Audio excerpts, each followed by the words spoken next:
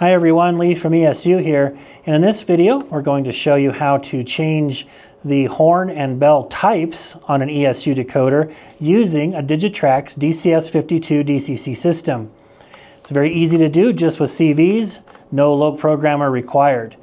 So stay tuned, we'll show you how that works coming up next. Alright, now we've got the camera turned around. We have our Digitrax DCS52 and we have our ESU equipped Scale Trains GP30, and out of the box the horn type may not be the horn that you want and the bell type may not be the one that you want. So every ESU decoder does come with several horns and bells. Every manufacturer can choose how many they have in their file. It's going to vary a little bit, but generally there's going to be around 11 to 18 or so different horn options and about 5 or so different bell options in every sound file, no matter if it's a retail file that you get off our website or if it's one that came with a decoder factory installed. So let's go ahead and show you how to change the horn type coming up next. Alright, so out of the box this is going to be our horn, which is probably the correct one for this model. There's the bell, but maybe you're just, okay, I have another one and maybe I want it to sound a little different. That's one thing about model railroading and about our decoders is, yeah, there's a prototype horn and there's a prototype bell, but a lot of this comes down to having fun. And if the perfect prototype everything starts to get a little monotonous and you're kind of like, oh, I'm kind of tired of that sound, maybe you want to change it, and maybe it's not perfectly prototypical. That's okay. I don't think the model railroad police is going to come after you for changing the horn to something that's not correct. So we're going to go ahead and show you how to change the horn. So we're going to go into our menu. We're going to go into 2 for CV programmer, and we're going to go 1 for, again, programming on the main. As long as you don't have a repeat address of your locomotive on your main, it's safe to program on the main.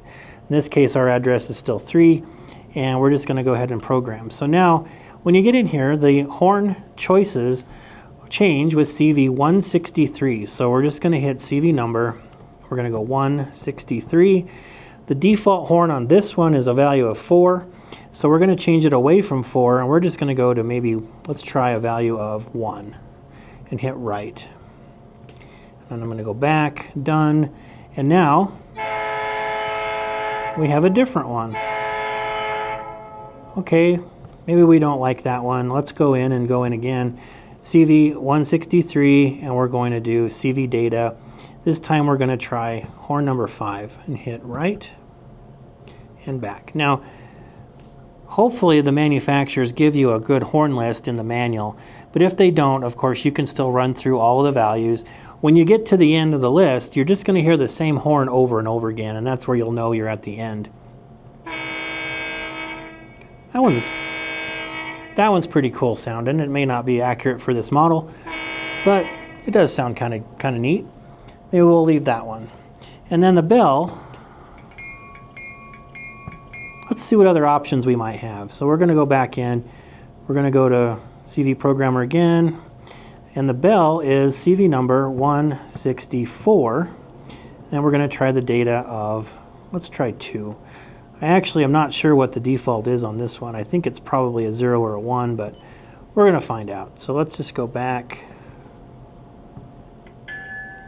Oh, that's an E bell. So obviously a Southern GP30 is not going to have an E bell. So we're going to go back and let's put a more appropriate one in there. Let's try a value of 1.